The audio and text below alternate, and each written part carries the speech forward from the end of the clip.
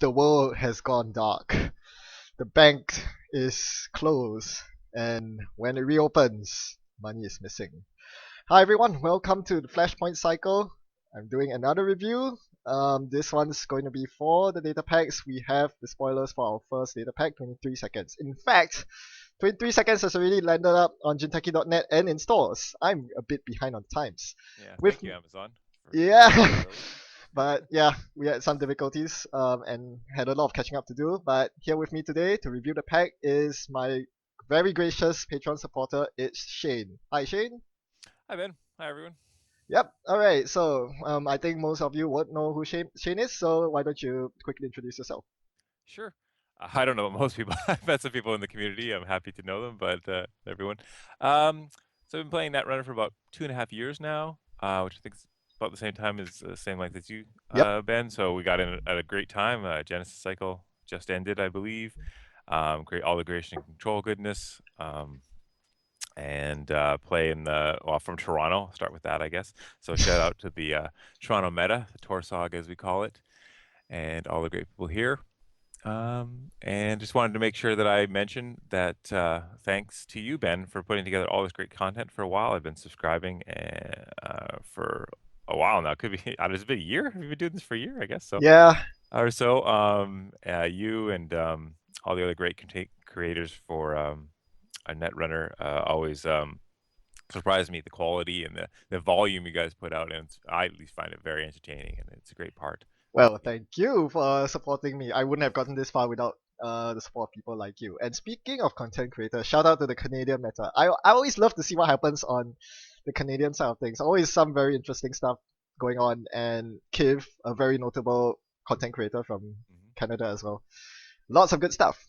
All right, so before we actually delve into today's data pack review, just a couple of things. Firstly, due to funky technical difficulties on my part, the corpse half of the review was recorded before the most wanted list was announced. And this that we are about to discuss today, the runner half, is going to be done with the knowledge of the new most wanted list and the FAQ. So that should spice things up. And secondly, trying to do something new this time round.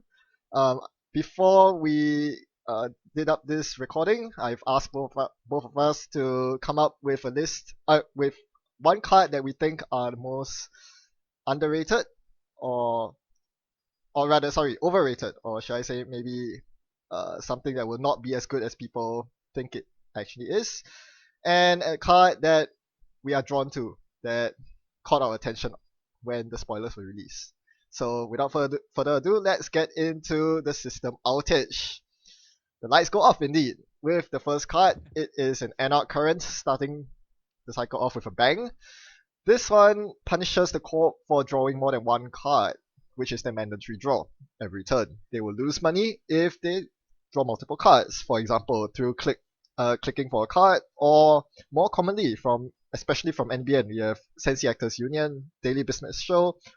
All these penalize the corp for trying to dig through the deck quickly, as well as Panada Agroplex. It's not too bad. What do you think? I agree. It's not too bad. I mean, it is a runner current, which is always needs to be a bit higher in the power curve, because runners can't control or don't have as much control over when agendas can be scored. So there's a lot less control over how long this is going to stay on the table. I just noticed now, actually, that it's not the first time. It's whenever. So if you have your multiple DBS, multiple Sensi's Actor Union, this could really cost NEH a lot of money. Aha, yes. That's interesting. I still think that if you want to include anti-NEH hate, it's obviously not even the strongest of the currents. Yep. That Hacktivist is probably a better Current. better anti Yep. NEH card than this. It's good. It's okay. But I don't think it's gonna make a lot of deck slots. Fill a lot of deck slots beyond the other options. I mean, even Employee Strike, which is a more general card, can also be anti-NEH. So, and of course, if you just want a lot of anti-NEH hate, you just play in August. So. Yep. Yeah. Exactly as you said. It's it's okay when you look at it in a vacuum. It certainly can punish certain corps, but at the end of the day, there are the current market is actually quite saturated right now, especially for the ANR side. As you said, Employee Strike turns off NEH, which is huge, turns off Polana's ability, so Agroplex is kind of useless. Yep. Hacktivist, as you said, yeah, asset spam, no thank you. So yes, it just seems outshine. I don't think it'll find a niche anytime soon, sadly, but it's something that you can still play. It's not binder fodder. How about this card? This is certainly not binder fodder. It's a new identity. It's a 4515 ANR ID. Now allows you to perform mini faust once a turn. By trashing a card from your hand, you can reduce the strength of the ice that you're currently encountering by 2. So clearly, the first thing you must note is there's no point playing Faust in this deck. Even though you have 15 influence, yeah, you don't. I mean, there's no reason to put a Faust in your deck to lower your influence limit when Faust does the exact same thing. It has very good synergy with the traditional Anarch Breaker suite, as well as Parasite, especially Parasite, because you can kill Rest Ice very quickly. Any thoughts on this and whether you'll see much play?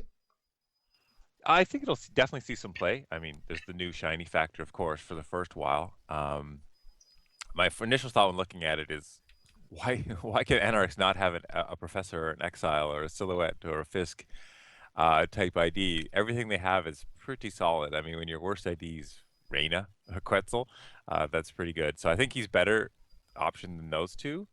Given the current meta, I mean, he's just not going to be as good, I think, for most Anarch decks as a Wizard or a Val would be. Yep. And Noise specifically, obviously, well, his deck is pretty nerfed, pretty bad now, but still has a very specific deck type that only he would play in anyway. Yeah, I definitely think it's a strong ability. It's a strong card pool, so I definitely think it's going to see play, and you know, it'll bring back Yogg. Not that it ever completely left. Like Nope. increase the popularity there, which any Code Gate lovers will breathe a heavy sigh seeing more Yogg in the meta. Yeah, and referring back to the MWL, with David on the MWL, I think a lot of people might want to gravitate towards now. Like, being able to break 5 strength ice without David is quite a boon. However, I don't know. There's still a fair bit of strength 6 ice out there, most notably Archangel and Archer, which will certainly still see play. And as you said, Wizard and Edward Kim, even Edward Kim and Valencia just do more in terms of slowing down the runner, because this doesn't really slow down the runner too much.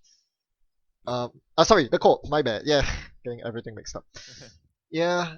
Yeah, I mean, it enables a very, other than instant trash, which is a good point, but it's an enabler of a very, efficient breaker suite that helps to shore up, the small amount of weaknesses that breaker suite has. So, but yeah, it doesn't slow down the core per se. It just helps you utilize like a really efficient. Yeah, the ANR breaker suite. Some money, I guess, with Corroder, whatever you want. Like even once you're set up, and if you don't need it for the fixed strength part, you can always just save a few bucks. But definitely, yeah.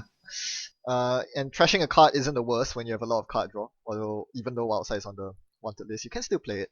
That's true. Everything. We have to change all our comments from last week. We do, yeah. Yeah, for those of you who don't know, we pre-recorded this the first time, and I realized that output video has no. I did not record Shane's output, so we had to redo it. But yes, with Wildside on the list, yeah, you ask yourself, should I just play Max instead for more card draw? Because, as you said, the NR Breaker Suite is actually pretty universal. It is very strong. It was mostly used in Andromeda in those good old days, early on, because all of them were so influence light. But now, if you're playing the Anarch Breaker Suite in Anarch, you face consistency problems because you can't tutor up your breakers. So the early setup is a big problem for most Anarchs, and unlike, say, Wizard or Valencia, you can't slow down the corp with your ID ability, and I think that's kind of a big deal. Right. And the dance will continue. He'll come in. Yogg will come back in. Lotus Field might rise in popularity. Oh man, yeah, this guy just hates Lotus Field. Net Ready Ice might be a thing, and also Rebirth from Valencia is definitely a thing. Yeah. So those are things to watch out for.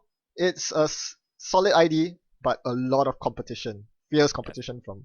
I think all the Anarchs are just going to cosplay as Valencia to start every game, but We'll see. There's only one way to find out. Yeah. Moving on to the criminal cards. Well, last cycle I've most of my reviewers agree that criminals have been completely pooped on. Things haven't changed apparently in this No. new cycle. We get GPI net tap, which allows us to expose ice whenever we approach it. This is whenever, so you can do it as many times as you like. Infinite exposures, but once you decide to jack out after the expose, you have to trash this hardware. Goodbye 3 credits. Yeah. Goodbye, 3 credits and a click. Do you like it? No, not particularly. Yeah, this is. I think when we see the Temujin contract, we get to see some criminal love. It hasn't been around for a while. Spoilers! Spoiler alert! Oh, sorry. Nah, it's okay. Everyone Just- loves. Everyone who's watching this likes spoilers anyway. So I'm excited for that I am, card. definitely. But yeah, this information's good. But if you're that worried, there's Nero to play. Exactly. You have Nero and Fairy Infection. You don't. I mean, yeah. I remember saying that this is a better version of Street Magic from the ANR faction, but that doesn't say much at all. It's not tier Z. It's just Y. So Yeah, tier Y cards still in binder fodder. Well, yeah, the only good news really is that you can basically expose all your opponent's ice, but are you really gonna spend a deck slot on that? I don't know. Well, let's move on to Hernando Cortez, whose namesake gave rise to the Cortez chip that we know of. Ah, Cortez, why can't you be good? But is this card good? If you have at least 10 credits as the corp, you have to pay more money to res your ice, equal to the number of subroutines on that piece of ice. Seems decent. Is it? I think that's pretty much the exact word I would use as well. It's decent. Multi-sub is very popular, has been for a while, even more so with Faust, right? So kind of Yeah. so your vanilla anti-Faust tech. Well, okay, not literally vanilla, that sub, Nope. ironically, but it's your standard anti-Faust tech is to have multi-subs on your ice. It's the 10 plus credits stipulation. That kills I it. think it's the biggest problem. It's Yep. like you're making them slightly less rich or slightly less upper middle class corp. So in any decks like a Headlock Green or something where it matters, needing them to be above 10 and they can simply just res things or whatever to be quote unquote an efficient about it. I think it's the biggest problem here. I like that you mentioned upper middle class. It's kind of like real life, isn't it? Income tax hits the richest the hardest, but do they really care? Do they? As credit denial, you want to see your opponent on 0 to 4 credits, but if they are on that money level, you don't need to play this card because it does absolutely nothing. And if they have at least 10 credits, you're doing it wrong. So, yeah, exactly. It's not really the card you're going for when you're looking for a pure credit denial deck that locks, like Headlock Reyna, as you said. Yeah, it has some Siphon anti-synergy, of course, which criminals just barely play Siphon at all. So No, who plays Siphon as that card? Yeah, being a resource, it is vulnerable to that. oh, and the 10 credits. And Presumably yeah, you've siphoned them a few times to get them under 10. sadly, yeah. I mean, I find it really hard to say this, but in those Headlock decks, Cortez chip might actually be better than Hernando himself. That's terrible. Well, okay, let's focus on the upsides. I've heard that this is actually pretty good against Blue Sun, which it certainly can be, especially since they tend to play ice like Curtain Yep. Wall and Spiderweb, and tend to be above that credit level thanks to Oversight AI. So you're looking at 17 credit Curtain Walls and 7 credit Spiderwebs. True. And 8 credit Archer, which is still super value, but that's terrible, yeah. And when you bounce the ice back, you don't even get the extra credits. So, yeah, that might be some good Blue Sun tech if your meta's full of Blue Sun. But again, at that point, why not just run Shutdown or Crescentus instead? yeah, shut down for sure, Coach says just criminals don't have criminals have a pretty bad matchup against Blue Sun, so But they have some of the maybe best. they would if there's a ton of them. Yeah, they have some of the best silver bullets. Yeah.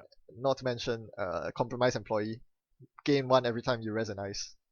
So yeah, basically our summary is Cortez doesn't do the job for Headlock decks, and against the silver bullet deck, there are better silver bullets in faction. Alright, some shaper cards, and guess what? This Mirror in particular is a card that Shane identified as his card that caught his eye and is what I think will be the most overrated card of the pack. So we are up for a duel, aren't we? Well, let's start off with you. Tell us what drew you to this card made console made for stealth decks. Yeah, it's the obvious connection to stealth. Played a lot of stealth decks over the years. Kind of one of these runner players who likes to build a big, efficient rig, and that's kind of like the win for me personally. It's my own personal win condition is to get this really efficient rig that doesn't pay for ice. Oh yeah. It's always been fun. So yeah, I've played a lot of stealth decks over the years. Seeing this obviously the reoccurring the recurring, your mind goes to stealth right away, even though it can be used for things like prepaid and whatever else as a scrubber. Yep. Something like that. That's cute. I don't know if it's that cost effective to run R&D to get your one scrubber credit back to go catch stuff, but you do what you have to do. It's the 2 memory that I think is going to be, and that, for three credits, that's Yep. going to attract a lot of stealth players with the side benefit. People, when Maya came out, stealth decks were trying out Maya. A lot of them went back to Astrolabe, but yeah, it's the 2 memory for 3 because it means you can get all 3 cloaks, which is Yes, everyone's striving exactly. for maximum efficiency on those things. Yeah, because your rig is Corroder, Dagger, Refractor typically with Yep. 3 cloaks, so that's 6 memory, which this console gives if you're not playing Chaos Theory. So that is really sweet. Exactly. Yeah. So that you can include all 3. You don't have to do that agonizing choice of whether I want the 3rd Ghost Rider, the 3rd Cloak, or 3rd Lockpick, etc. Or play a stupid card like Cyber Solutions Membership. You don't want to do that. You really don't. Oh god, I played so many of those. So hard. It was, Yep. Got eye rolls from people when I slammed down that honking piece of memory. I think it's just going to fall to the Desperado effect, which is it's not Astrolabe, and Astrolabe is such a fantastic console. Given the meta, but even just generally getting a couple card draws on a 1-cost piece of hardware. So I think a lot of people will try this and switch back to Astrolabe and just squeeze in for the memory. But I still think it's a good console. I think it can enable or make at least less of a Nobo for indexing, which is a really good multi-access card right now. For Shapers, I mean, it's multiple times a turn. I don't know how much that'll come up, but it's got lots of little benefits that I think make it very attractive to stealth. So I think we'll see it. I think we'll see it in the meta, and it'll stick around. Maybe not super popular, but I think it'll be there. I don't think we'll see it in competitive play. I'll put it out there. Well, we did talk about the potential of Shaper ID that's related to stealth, possibly Smoke. Was it Smoke? Yeah. And maybe her ID ability might make Mirror playable. But in my eyes, I think this is a very overrated card. Simply because its ability doesn't do much at all. If you have played any stealth deck before, the biggest problem is that you need enough stealth credits to make the first run. After you've made the first run, you've depleted your stealth credits, you're probably not going to run again. Usually, how should I put this? Yeah, there's not really much point in running R&D twice, because typically you're running with Maker Size or R&D interfaces, so there's no need to access R&D again. And if you're trying to attack another server, chances are you probably don't have enough stealth credits to make it work. So that one replacement credit is the number of times where it will actually matter, I think, are just way too few. You're better off playing Ghost Runners for insurance if you really want to make multiple runs in a turn. And not to mention that, yeah, you talked about indexing, and that's a very good Shaper card, but that's not really the R&D digging card of choice for stealth decks. As you said, you require 2 runs, and Mirror that probably doesn't do enough to help give you 2 runs. So that is my main concern with it. I think you're just better off playing, as you said, Astrolabe, if you're afraid of asset spam, or Maya, which is interestingly pretty good as well, considering that it allows you to dig through R&D that much quicker. That's true. Shapers, I mean, if you're not just Minder, then the tag I think is a major problem there for most Definitely. Shapers. Yeah. Unless you go, I heard someone did fairly well with a Siphon Kate sometime, but I know who that was. Yeah. I've gone back in and out of Siphon Kate over the year as well. I think it's just funny how the first Crisium always goes on R&D. And For creating a whoops. Siphon Gate, yeah. But yeah, mostly I think they want to like a lot of runners. Not the only faction that wants to avoid tags as much as possible. Yeah, we'll see. I think it'll any stealth fans who stick true to stealth will definitely try it and then not take it out and put it back in, etc. That'll oscillate through, but yeah, it won't be everywhere in competitive pay or even most places. So. Yeah, we'll see. Just to close things off, this, as you mentioned about Desperado, this actually works like a Desperado. It doesn't only happen once per turn.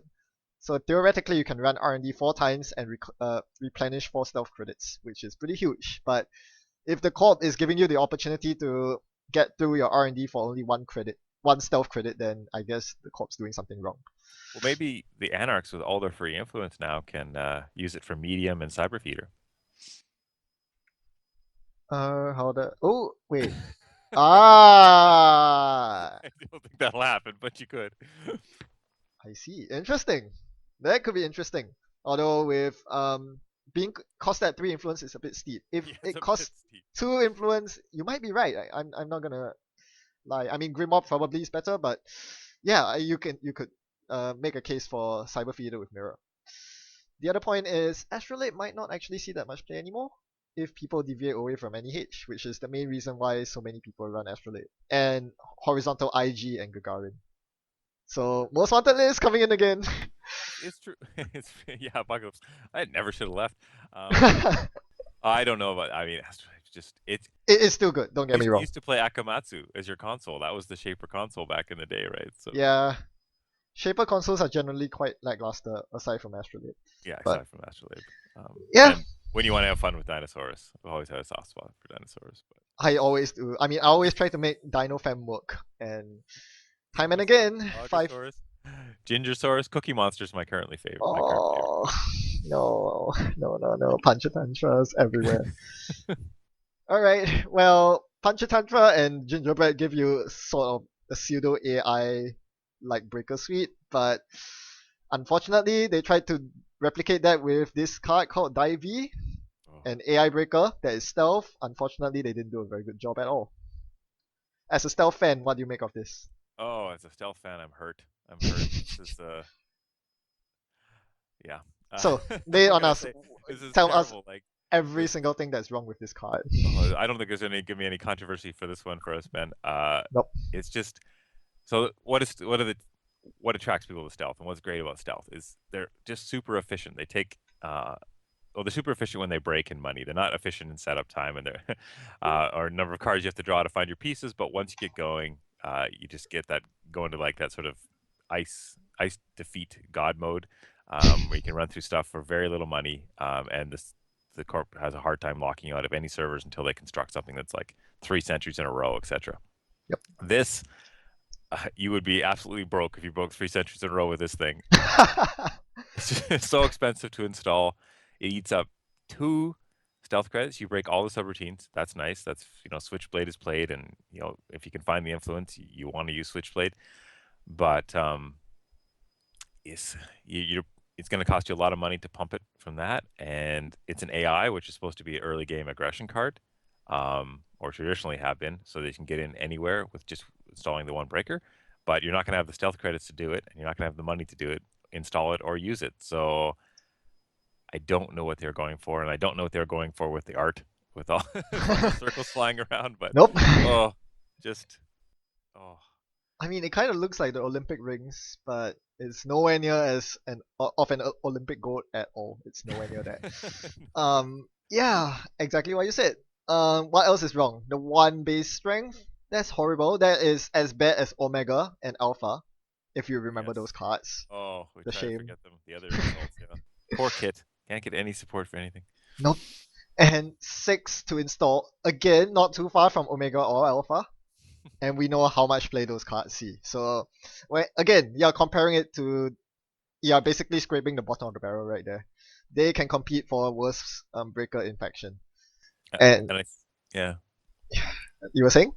Oh, I was just gonna say Shapers get to hate to have their Atman destroyed. This is it's even more expensive swordsman. Middle finger to you when this gets this thing. Very nice. I was about to bring that up exactly. if you look at your stealth rig, you need to get the dagger up.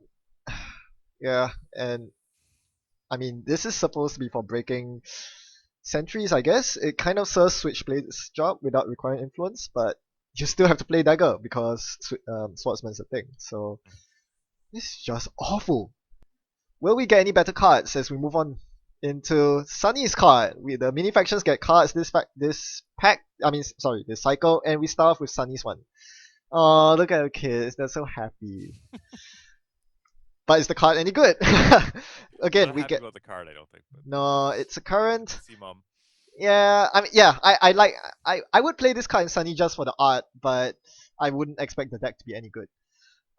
It gives you a bunch of money, which Sunny doesn't really need, considering that she has Underworld Contacts and data folding and all that nasty stuff that snowballs you late game.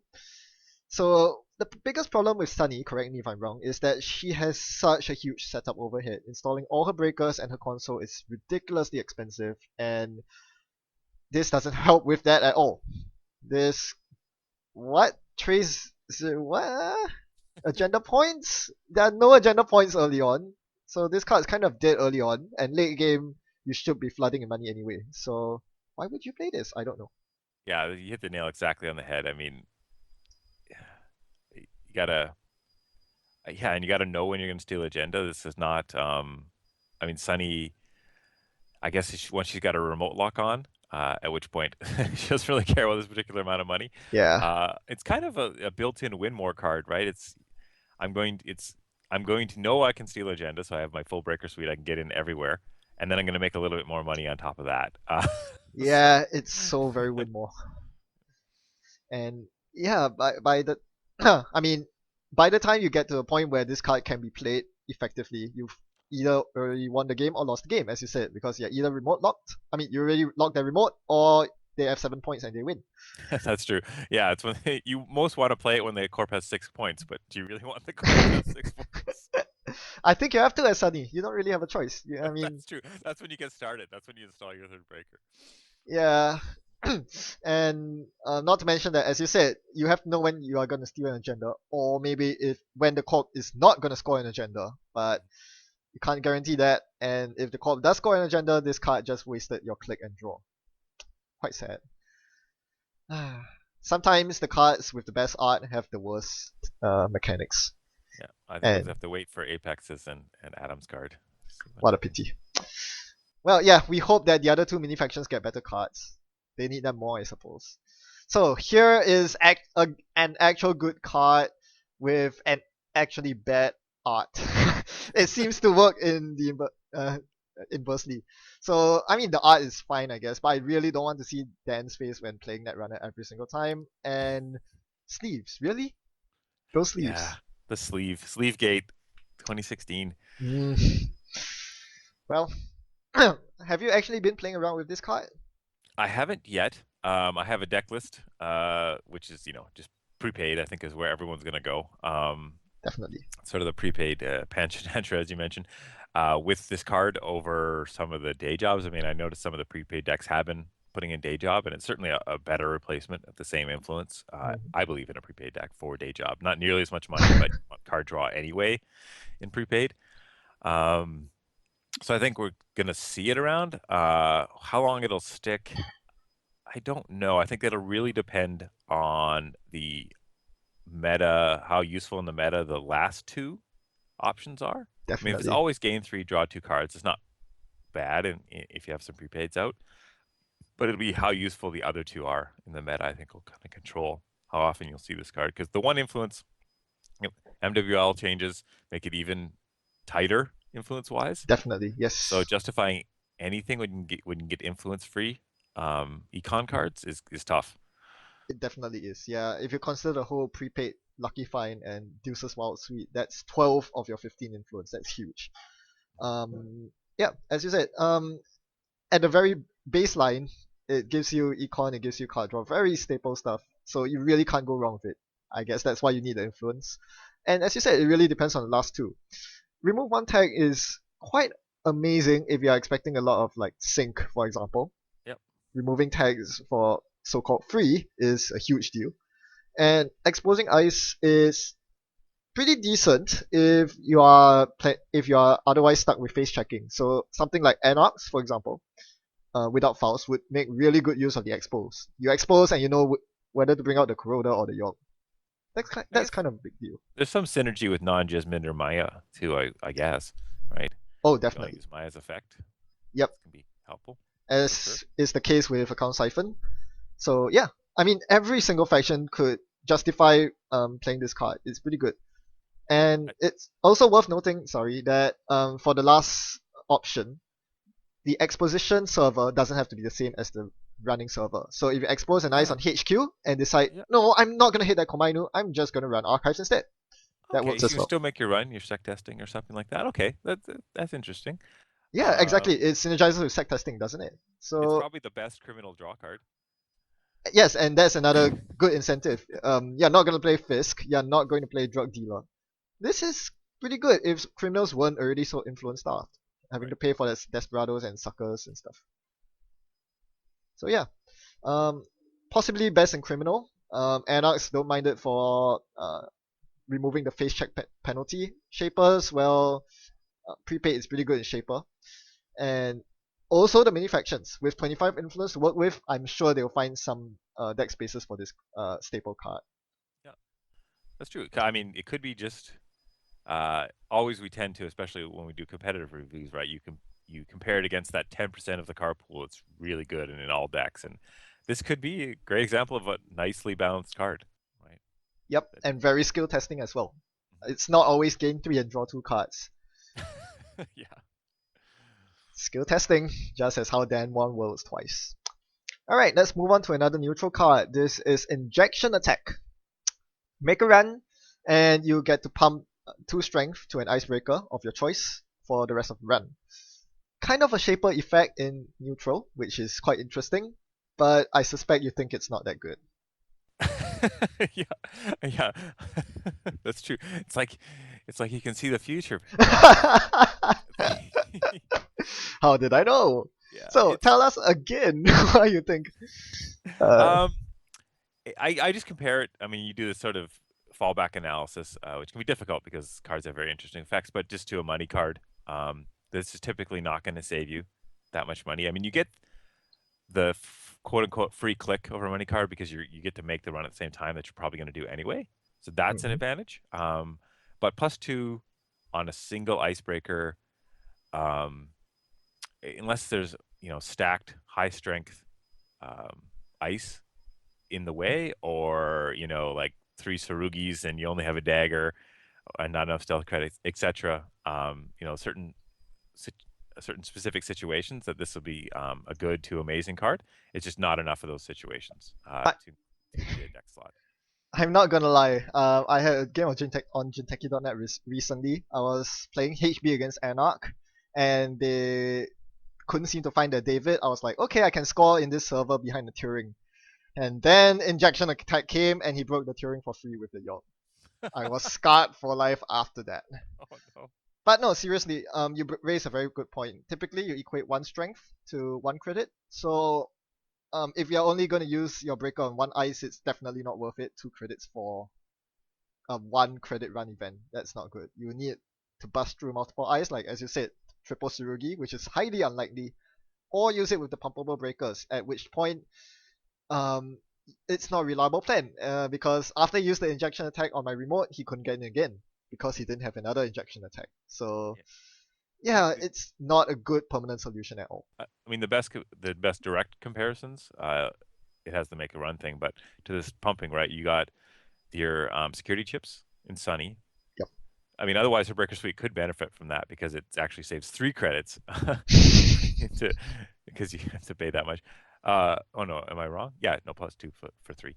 Um, oh no, it doesn't. It's +2. Sorry, I got that backwards for 3 strength. But they're kind of this awkward 1 strength thing. So it could be useful there. But you have security chip, which is more useful Exactly. Yep. by far in Sunny, and net ready eyes. And net ready eyes is permanent. Um, costs you 2 cards, but often you can get away with that Yep. pretty easily. Mhm. And you can always add 1 to a breaker. So if you're worried about getting sucker lockout or something like that, that's a better solution there. So another okay card. It's not relegated forever to the binder, but it's gonna be tough to justify deck slots on this one. I think it is going to the binder. I mean, people are just trying it out because it's a new card, but being a temporary solution to ice, this is really not something you want. Unless Alright! you're running Oh, AI sorry, or go on. sorry, unless you have some non-Faust dedicated AI breaker suite, and you can benefit multiple times, like on every piece of ice or something like that. Cookie cutter! But that's true. Yeah, that could actually be decent in cookie cutter because you're using. Dinosaur, yeah, dinosaurs gingerbread with net ready eyes. You just you That go is with your so overkill. your 6 strength, your 8. 8 strength Yeah. gingerbreads to everything. Ugh. Yeah. Actually, now I take it back. Yeah, I could see this working in a pure AI breaker suite because typically if you're using a single breaker to get through multiple eyes, then this is most effective. And yeah, I can see that working. Ooh, gingerbread, time to test. Time for Darwin. Darwin make a comeback. No, just no, no. Even come on, just play Surge. Yeah, of course, because you can't yell injection attack. Yeah, You can't yell Surge. surge. All right, so yes, that's the runner half. Most wanted list, crazy stuff, new cycle, everything is all upon us. Join us next time where we go back in time and review the core half before the most wanted list hit. This is me and Shane signing out. Thanks, Shane. Thank you. This has been a lot of fun. Thanks for the opportunity. I All look forward right. to all the great content you put out. Yep, and thanks for taking your time off to join me twice for the runner side. For everyone Good else, luck in the SCSI today. oh yes, yep. There's the SSCI today, and Jinteki.net just suffered a system outage. Well, true to Netrunner law, there must be a system outage right before an important event. So yes, that's all we have. Thanks for watching and happy net running. See you around. Right.